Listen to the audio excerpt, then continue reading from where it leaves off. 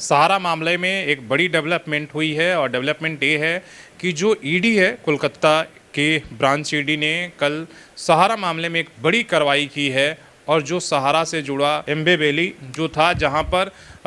707 एकड़ की ज़मीन पर एक प्लान सिटी बनाया जा रहा था और उसको उन्होंने सीज किया है। कहा जा रहा है कि 1460 करोड़ अनुमानित लागत बाजार के बताए जा रहे हैं और कहा जा रहा है कि भी इसको लेकर देश भर में जो सहारा के जो निवेशक थे जिनका पैसा कंपनी नहीं दे रही थी उन्होंने कंप्लेन किया था, उसके आधार पर ये कार्रवाई की गई है। हमारे साथ जो है प्रवीण श्रीवास्तव जी हैं जो विश्व भारती जन सेवा संस्थान जो इस मामले को लेकर निवेशकों को पैसा वापसी को लेकर अभियान चलाई हुई है और सुप्रीम कोर्ट से लेकर संसद तक जो है इस मामले पर लड़ाई लड़ रही है। झारखंड के अंदर बड़ा डेवलपमेंट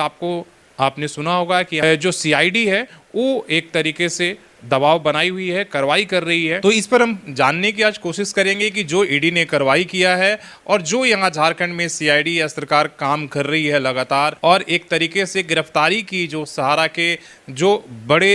यहाँ पर अधिकारी हैं उनका कहीं ना कहीं गिरफ्तारी का तलवार लटका हुआ है। ये तमाम सारे डेवलपमेंट है, इन सब का प्रयास कहीं ना कहीं रंग लाया है और एक तरफ ईडी जो कार्रवाई कर रही इससे क्या फ़ायदा होने वाला है और क्या पैसा निवेशकों को लौटाने के कदम में क्या हम ये देखें कि कुछ हमें सफलता मिली है या क्या कुछ हुआ है, ये सब हम डेवलपमेंट जानने की कोशिश करेंगे। तो सबसे पहले सर बातचीत करने के लिए स्वागत है और बात आज इसलिए कि आज देश के सभी बड़े अखबारों में एक खबर है कि भाई ईडी ने सहारा मामले में बड़ी कार्रवाई की और एम्बे वैली को जो एक महत्वाकांक्षी परियोजना था, प्रोजेक्ट था, उसको उन्होंने सीज कर लिया। इससे निवेशक को क्या कुछ फ़ायदा है, क्या उसका पैसा मिलने के रास्ते में जो कार्रवाई चल रही उसमें आगे बढ़ी है या नहीं? शशि जी आपका बहुत बहुत धन्यवाद। पहले मैं आपको एक बात बता दूं कि आज मुझे रांची में होना चाहिए था क्योंकि आज मध्यस्थता की डेट लगी हुई थी, लेकिन जैसा आपने सुना होगा कि रांची में बहुत सारे जजों का ट्रांसफ़र हुआ है जिसके चलते मैं आज नहीं जा पाया और हो सकता है कि कल या परसों मैं आपको रांची में दिखूं। मैं अब आता हूं, आप जो ईडी की बात कर रहे हो तो कुछ जानकारी जो है, जो पुख्ता जानकारी है वो मैं आपको बताता हूं कि ईडी ये जो कार्रवाई की है ये कलकत्ता की ईडी ने कार्रवाई किया है क्योंकि कलकत्ता में हमारा इंडिया कोऑपरेटिव सोसाइटी का जो रजिस्ट्रेशन है वो कलकत्ते से ही है और हमारा इंडिया का ही बहुत सारा शिकायत जो है ईडी के पास गया था जिसमें बिहार, आपको उड़ीसा और राजस्थान, ये 3 जगह की शिकायत पर इस ईडी ने कार्रवाई की है। और एक चीज़ मैं आपको और बता देना चाहता हूँ, इनका जो एम्बे वैली का जो प्रोजेक्ट है वो प्रोजेक्ट करीब 10,000 एकड़ में फैला हुआ है, लेकिन ईडी को जो शिकायत मिली थी वो कुछ 1300-1400 करोड़ रुपए का मिला था और ईडी ने उसी आधार पर हमें लगता है कि एम्बे वैली का 707 एकड़ ज़मीन जो है वो अपने कब्जे में लिया है और जिसका बाज़ार वैल्यू वो लोग 1460 करोड़ रुपया बता रहे हैं। तो अब तो हम तो चाहेंगे कि जो 10,000 एकड़ वहाँ ज़मीन है, हमारा झारखंड में भी सहारा वालों ने ही सोसाइटी का आंकड़ा जो 32,000 करोड़ दिया है, अब तो हम लोग डीजीपी से रिक्वेस्ट करेंगे कि सर जब ईडी कार्रवाई कर सकती है, उनके पास जब लोगों ने कंप्लेन किया तो उस पर कार्रवाई हो सकती है, तो आप भी कार्रवाई करो, इस दिशा में बढ़िए कि लोगों के अंदर कम से कम जो उनकी संपत्तियां हैं उनको कम से कम कब्जे में लिया। सर देखिए, झारखंड में इनकी संपत्ति नहीं है, ठीक है, अगर होगी भी तो ये लोग इस तरीके से उसको छुपा कर रखे हुए हैं कि अभी तक पता नहीं चल पाया है कि झारखंड में क्या संपत्ति। ये जो एम्बे वैली जो 10,000 एकड़ में फैली हुई है, जब ईडी 707 एकड़ जब्त कर सकती है तो झारखंड की सरकार भी जब्त कर सकती है। हम तो उनको रिक्वेस्ट करेंगे कि आप भी जब्त करो और उसकी नीलामी करवा कर यहाँ के लोगों को पैसा दिलवाओ। तो अब हम लोग दोनों दिशा में बढ़ रहे हैं। देखिए, एक तो इनके जो बड़े बड़े अधिकारी हैं ये सारे अब भागते फिर रहे हैं क्योंकि यहाँ पर उनका वारंट निकलना चालू हो गया है और आज आपने ये लोग बहुत सारे सहारा के लोग बोल रहे हैं कि ये जो विश्व भारती वाले लोग हैं यही लोग बोलते हैं, प्रशासन के लोग तो कभी निकल कर कुछ बोलते ही नहीं हैं। तो आज आपने देखा होगा कि हमारे डीजीपी साहब का भी कल वक्तव्य आ गया है कि उनके पास सहारा के खिलाफ में बहुत सारा पुख्ता सबूत आ गया है और जिस आधार पर वो अब आगे बढ़ रहे हैं, जिसमें बहुत सारे लोगों का वारंट निकालना, जैसे वारंट निकल रहा है तो ये लोग माने कोर्ट की तरफ दौड़ रहे हैं। तो ये डीजीपी साहब बहुत तेज़ी से आगे बढ़ रहे हैं और हम लोग इनको खींचने में ज़रूर सफल होंगे और ये निवेशकों को भी आश्वस्त करना चाहते हैं कि आपका पैसा हम लोग ज़रूर दिलवाएंगे। मतलब एक मोमेंटम कहीं ना कहीं तैयार हो गया जिस मामले को लेकर पिछले 10 वर्ष से जो है लोग एक तरीके से लग रहा था कि उनसे पैसा निकालना मुश्किल है, अब बहुत पुराना मामला हो गया है। लेकिन जिस तरीके से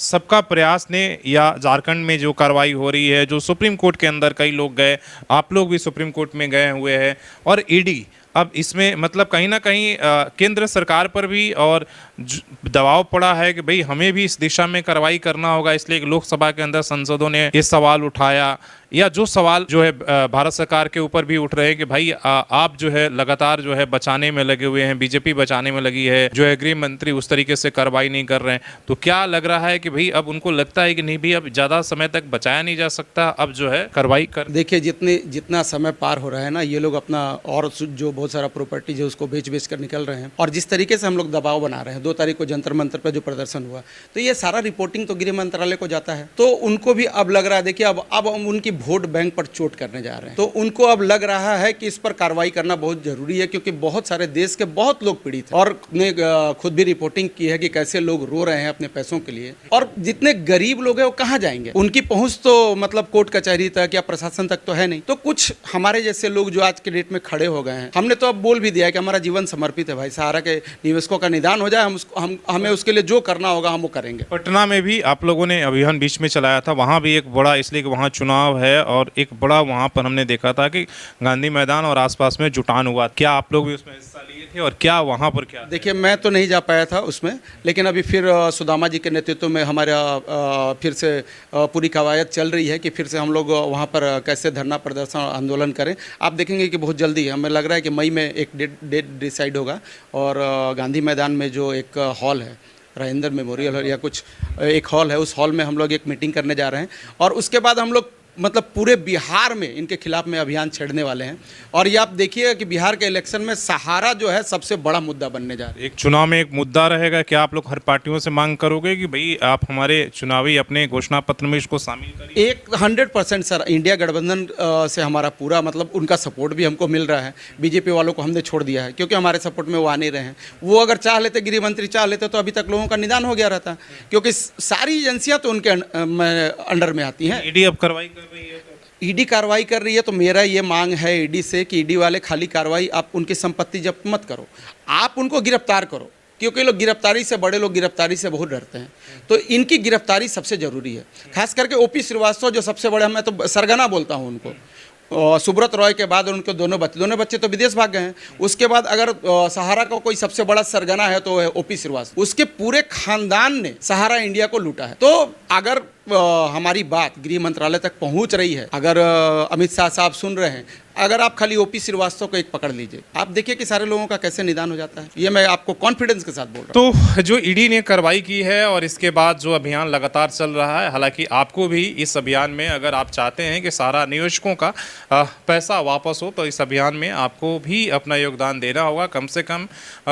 इसको जो लोग अभियान चला रहे हैं उनके सपोर्ट में, उनके समर्थन में, और ये बात लगातार जो है, इसलिए कि अगर एक बार फिर से बहुत मुश्किल के बाद ये मोमेंटम बन पाया है, लोगों ने घर से निकलकर बोलना शुरू किया है, नहीं तो कई लोग तो इस उम्मीद में दुनिया ही छोड़कर चले गए। लेकिन अब जाकर जिस तरीके का माहौल बना है, अगर आप दबाव बनाए रखेगा, नहीं तो सरकारें ऐसी देश भर में, अगर आप घोटालों को, केवल चिटफंड घोटालों का इस तरह से डायरेक्ट पैसे लेकर भागने के, तो पता नहीं हर राज्य में इतनी सारे मामले हैं कि लोग भल गए, पर्ल से लेकर सारदा चिटफंड, पता नहीं कौन कौन सी ऐसी है जो तो इसलिए इस मामले को, हालांकि सहारा इन सब में सबसे बड़ा है, इस ज़्यादा तक निवेशक हैं, आम लोग हैं, मजदूर हैं, वैसे लोगों का पैसा फंसा है। तो इसलिए हमें लगता है कि आपकी एकजुटता बहुत ज़रूरी है, और इस मामले को लेकर, चुनाव से लेकर, इसलिए देखिए अपनी बात सुनाने के लिए यहाँ पर हमारे जो नेता हैं, हमारी जो सिस्टम है, वो चुनाव में ही सुनते हैं, चुनाव के बाद वो चीज़ों को भूल जाते हैं। इसलिए आप लगातार अपने जगहों पर दबाव ज़रूर बनाइए,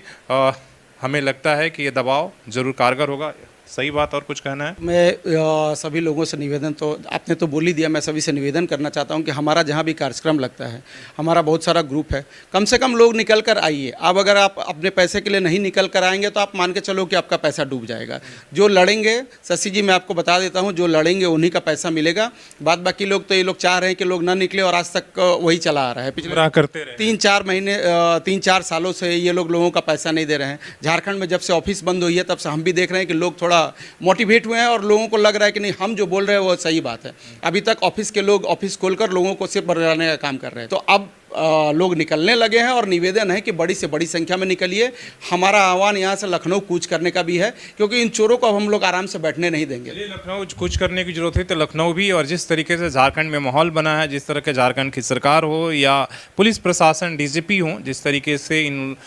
इस मामले को लेकर गंभीरता दिखाया है, लगातार बैठकें हो रही हैं और कहीं ना कहीं